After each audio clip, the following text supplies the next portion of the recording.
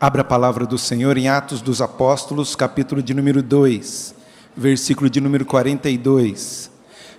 41, Atos 2, 41, e a gente vai seguir.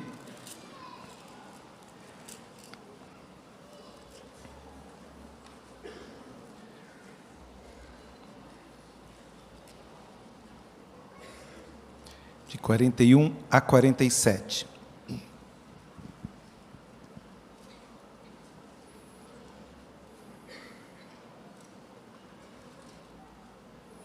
Atos 2, versículos de 41 a 47.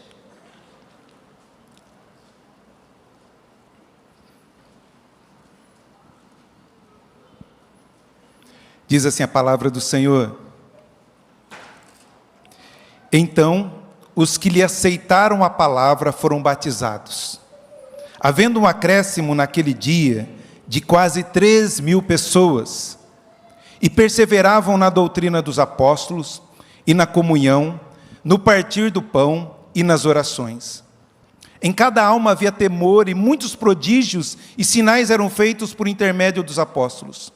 Todos os que creram estavam juntos e tinham tudo em comum. Vendiam suas propriedades e bens, distribuindo o produto entre todos à medida que alguém tinha necessidade. Diariamente perseveravam unânimes no templo. Partiam o pão de casa em casa e tomavam as suas refeições com alegria e singeleza de coração, louvando a Deus e contando com a simpatia de todo o povo.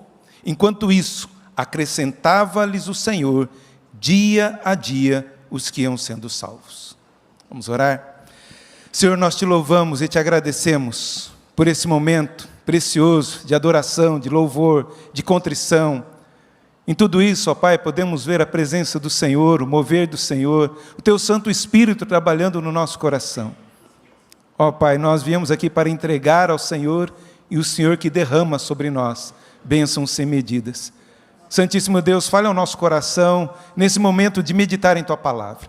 Que de maneira alguma a minha vida venha empobrecer a Tua palavra. Que o Teu Santo Espírito fale ao coração da Tua igreja. Ó Santíssimo Deus, que saímos daqui desafiados a vivermos como o Senhor tem nos ordenado, segundo a Tua palavra. Oramos assim em nome de Jesus, o nosso Salvador. Amém. Queridos, se você fizer uma pesquisa aí na internet, no Google, você colocar aí o que não pode faltar numa igreja. O que não pode faltar numa igreja? O local. Tem que ter um local. O que não pode faltar numa igreja? Banco. Tem que ter banco. O que não pode faltar numa igreja? Iluminação. Tem que ter iluminação. Para a gente poder, se fizer um culto à noite, a gente enxergar. O que mais que não pode faltar na igreja? Pessoas. Tem que ter pessoas na igreja. O que não pode faltar numa igreja? Ventilador, ar-condicionado. Fala aí, arquiteto. Cobertura, telhado. Lá, arquiteto sabe tudo. Não pode faltar a cobertura. Eu já fiz culto em céu aberto. A gente estava construindo a igreja do Parque das Nações e a gente fez o culto, ainda não tinha o teto ali, e a gente cultuando ao Senhor sem a cobertura. Logo, pode ter igreja sem teto. Logo, pode ter igreja sem ventilador. Logo, pode ter igreja sem banco. Logo, pode ter igreja sem paredes. O que não pode faltar numa igreja é a presença de Deus. A presença do Espírito Santo. Deus agindo, porque nós, como igreja, podemos nos reunir em qualquer lugar. Já participei em culto debaixo de árvore. Já participei em culto numa antiga boate. Nós já celebramos culto no nosso clube, na antiga Lival, celebramos ali no clube Ítalo brasileiro. E aquele lugar era santo porque o Espírito Santo estava ali agindo na vida da igreja que somos nós. Por isso, a igreja só é igreja por causa de Deus em Cristo Jesus, santificando-nos e nos abençoando com a presença do Espírito Santo em nós. Porque todas essas coisas, que se você pesquisar na internet, não é necessário na igreja. Agora, a presença de Deus é importante. E aqui nós vemos uma igreja, nasce uma igreja aqui. A igreja de Atos dos Apóstolos não tem nenhuma herança igrejeira, não tem nenhum ranço evangélico. É a igreja aqui na sua essência que nasce com a pregação do apóstolo Pedro, 3.000 pessoas se convertem. E como que esses irmãos, 3.000 pessoas viviam e conviviam? E aí em Atos 2:42 diz como que essas 3.000 pessoas tinham comunhão. Porque falam, igreja grande não tem comunhão, tem que ter igreja pequena. Mas nós vemos aqui uma igreja de 3.000 pessoas, mínimo, tendo comunhão, tendo alegria, tendo a bênção do Senhor. Atos dos Apóstolos é a continuação do Evangelho de Lucas. Lucas que escreve Atos dos Apóstolos. Interessante que no Evangelho de Lucas, ele escreve a Teófilo. E ele diz, estou escrevendo isso a ti, ó excelentíssimo Teófilo. Com muito respeito, provavelmente, Teófilo não conhecia a graça do Evangelho. E Lucas escreve esse Evangelho, envia Teófilo, e dá a entender que Teófilo se converte.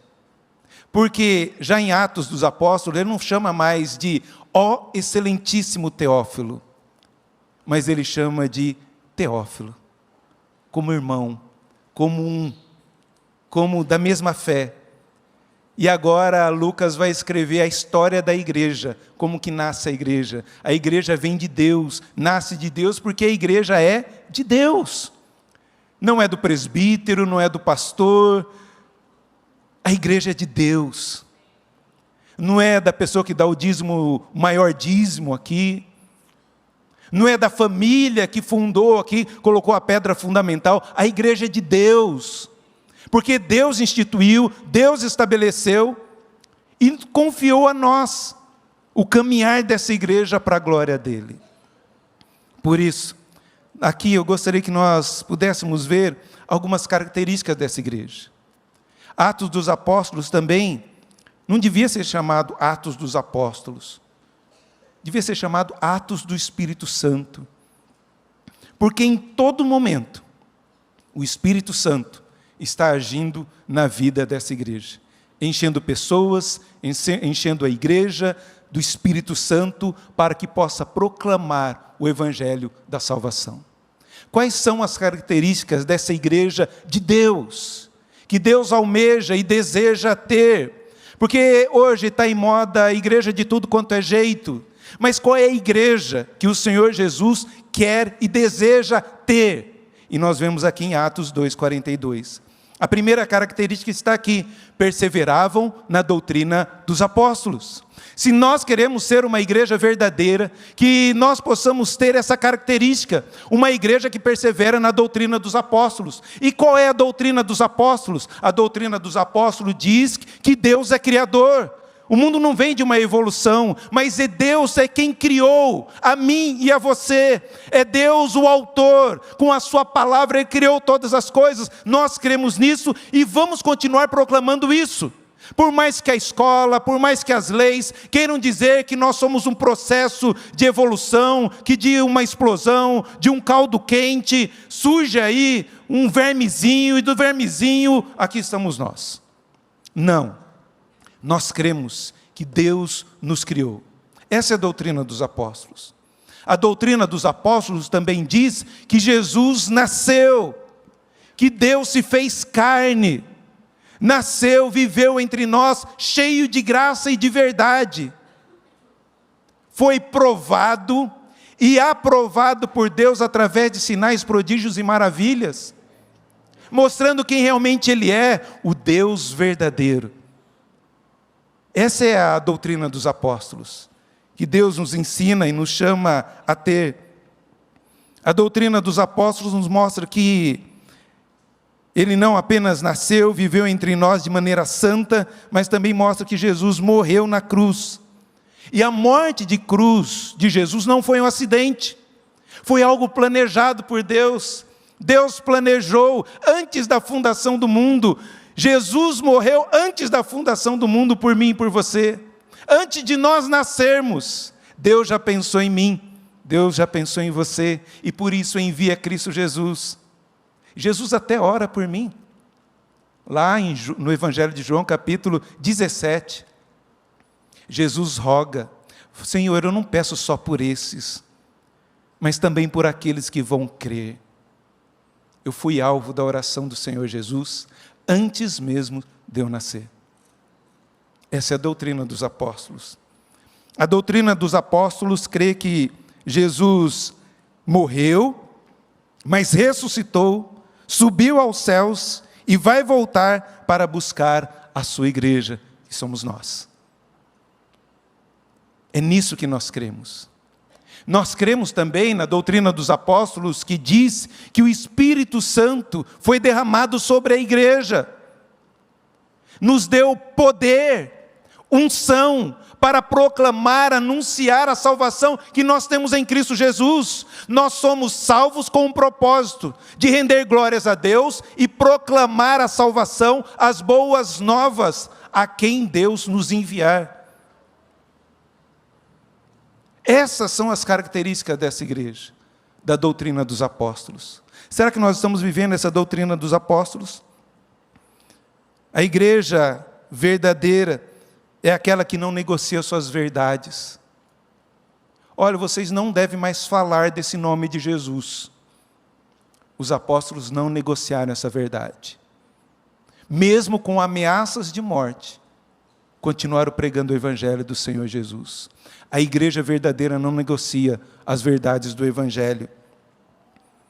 A doutrina dos apóstolos nós não negociamos, porque a palavra de Deus é a nossa única regra de fé e prática.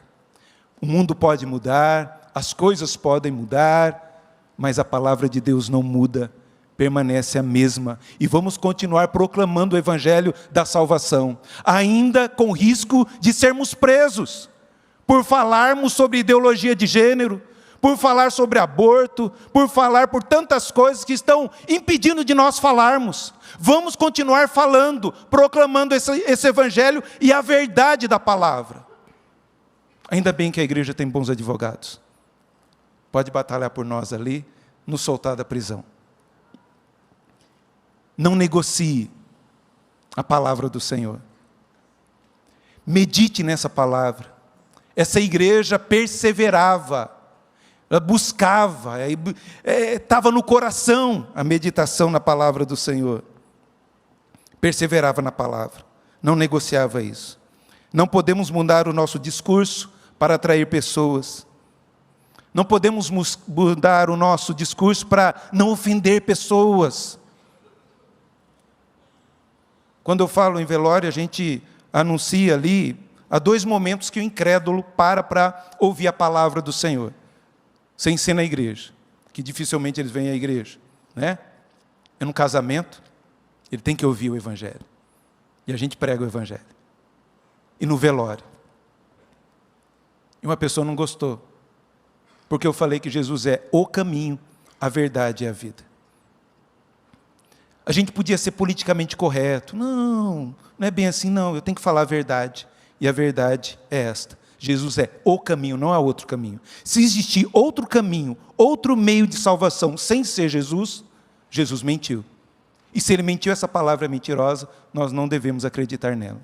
Mas eu creio que o que Jesus disse é a verdade, e vamos continuar firme nessa verdade, proclamar a verdade, não importa quem vai se doer com isso, nós temos que pregar a verdade.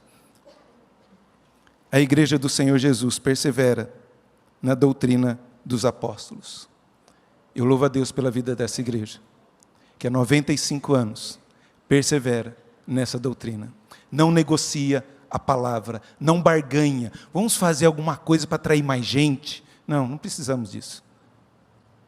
É o Espírito Santo que traz. Não é isso que diz aqui? E acrescentava-lhes o Senhor dia a dia o número dos que iam sendo salvos. Quem que acrescenta? É Deus. É Deus. Outra característica dessa igreja do Senhor Jesus ela perseverava na comunhão. Olha só.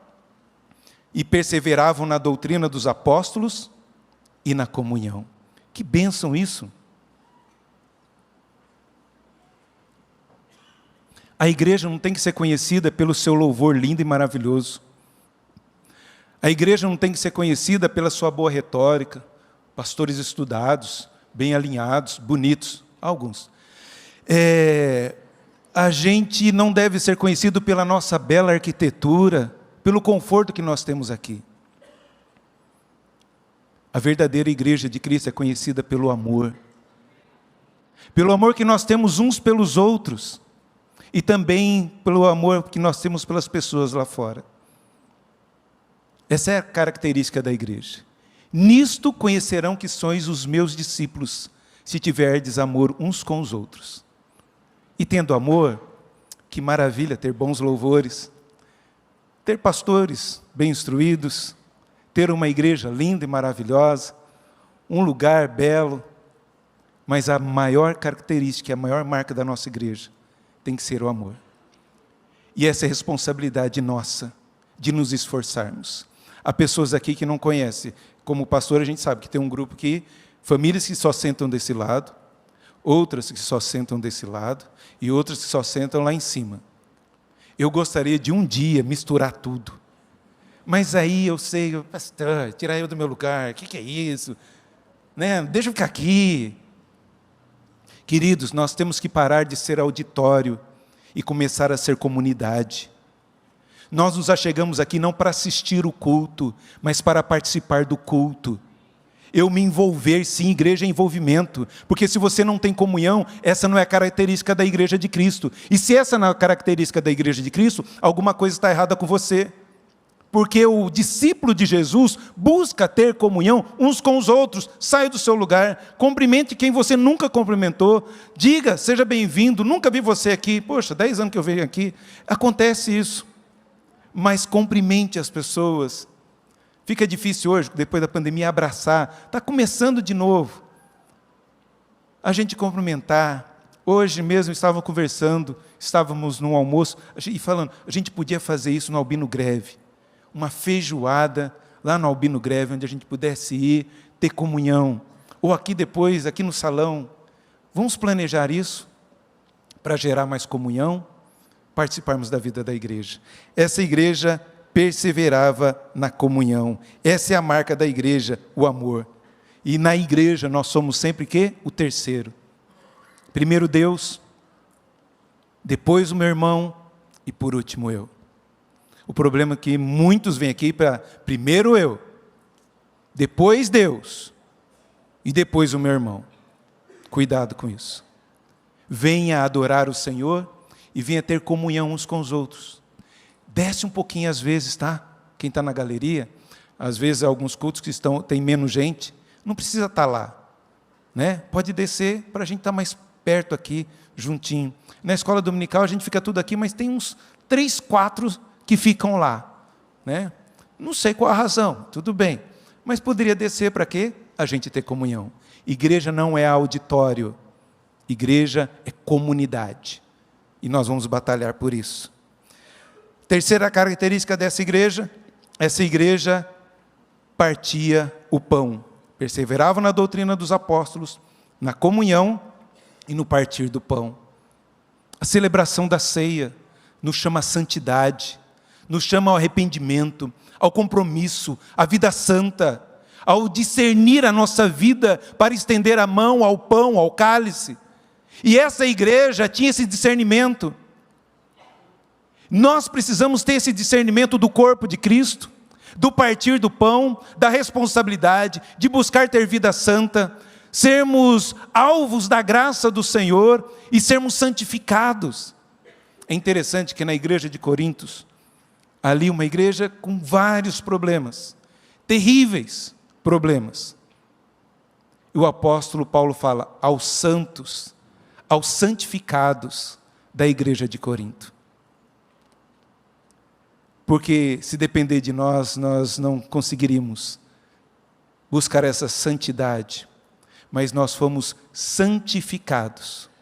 No Antigo Testamento, pegava utensílios do uso comum, consagrava e separava a adoração ao templo do Senhor. Era separado para a glória de Deus. Assim somos nós. Deus nos tira do uso comum e nos separa. A palavra santo significa separado. E Deus nos tirou das trevas, nos separou para o seu louvor e para a sua glória. Se nós temos vida santa e buscamos ter essa vida santa, é pela ação e direção do Espírito Santo. Discirna, compreenda, entenda a responsabilidade que nós temos de, no partir do pão, buscarmos ter vida santa e reta diante do Senhor. E a última característica que nós vemos aqui: perseveravam na doutrina dos apóstolos, na comunhão, no partir do pão e nas orações. Existe doce de goiabada sem goiaba? Doce de leite sem leite? Não existe igreja sem oração.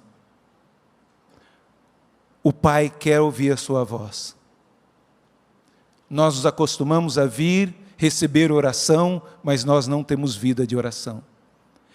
Por que que sinais, prodígios e maravilhas aconteciam nessa igreja? Porque eles perseveravam em oração. Eles sabiam a quem estava orando. Tu, soberano Senhor. E essa palavra soberano é de déspota. Ficou pejorativa, mas o dono absoluto da vida. Eu oro aquele que tem o controle absoluto da minha vida nas suas mãos. E por isso tudo que nós devemos fazer tem que passar pela oração. Eu fiquei encantado com o reverendo Jeremias. Ele é meio doido. E a gente foi lá para o interior do Nordeste. É sério. A gente decolou o avião, vamos orar. Já estava voando, viu uma cidade. O Senhor abençoe aquela cidade, tal, tal. A gente estava lá, ele parava. Oh, tem outra, que cidade é aquela lá? Orava por aquela cidade. A gente desceu, vamos orar agradecendo. Entrou no carro, como você chama, rapaz, aí vai nos levar, tal, tal. O Senhor abençoe fulano, fulano. A gente estava lá aguardando num pequeno aeroporto. Quem que é o dono aqui? Fulano. Levou o homem lá. Foi lá, orou com ele. Chegou na praça, para o carro. Parou o carro na praça. Senhor, abençoe essa cidade, tal, tal, tal. A gente estava andando, tinha uma senhora na rua ali. Para. Orar. Todo momento. Eu aprendi o que é orar sem cessar. E era todo dia isso. Às vezes a gente estava andando, para. Gente, vamos caminhar, estamos atrasados. Vamos lá, vamos orar. Que bênção. E a gente perde essas oportunidades. A gente fica constrangido, né? Eu louvo a Deus porque hoje a família falou, estávamos no restaurante, pastor, pode orar pelo aniversário do menino aí. E oramos. E todo mundo ouviu lá. E tem que ouvir mesmo. Ai, vou orar. O que vão pensar de mim? Vão pensar que você é crente. Aleluia! Glória a Deus por isso. Vão perguntar para você, faz oração também por mim? É assim que acontece no nosso dia a dia. A gente vai no velório fazer um velório. Eles ouvem a gente cantar. Aí vem, o senhor podia falar aqui no velório? Posso, claro. Aí vem, o senhor podia também falar aqui? E a gente faz 3 velórios num dia só ali. Porque eles nos ouvem. E a gente tem que orar e as pessoas têm que ouvir no trabalho. Louvo a Deus por alguns empresários que param um instante para orar com seus funcionários, para abençoar a vida deles. E essa igreja aqui perseverava em oração. Deus age quando nós oramos. Nossa oração não muda Deus, não muda o Senhor. A oração é para que nós saibamos quem é o Senhor, o dono absoluto da vida e tem o controle de todas as coisas. Que seja sempre feita a vontade do Senhor.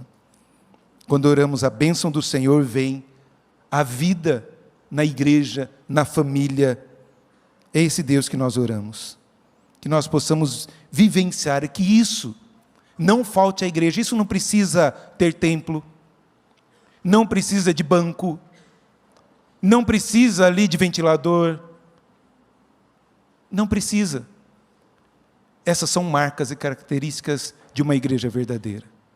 95 anos, fomos marcados, somos alvos das orações daqueles que morreram. Você entende isso? Pessoas lá em 1930, 20, oraram por nós, celebraram a organização da igreja, e falou: Senhor, abençoa o futuro da igreja. E nós vamos orar pelo futuro da igreja. Que nós possamos deixar um legado precioso, maravilhoso, sendo que uma igreja que persevera na doutrina, uma igreja que tem comunhão, que discerne o partir do pão e vive em oração. Isso nunca venha a faltar na igreja.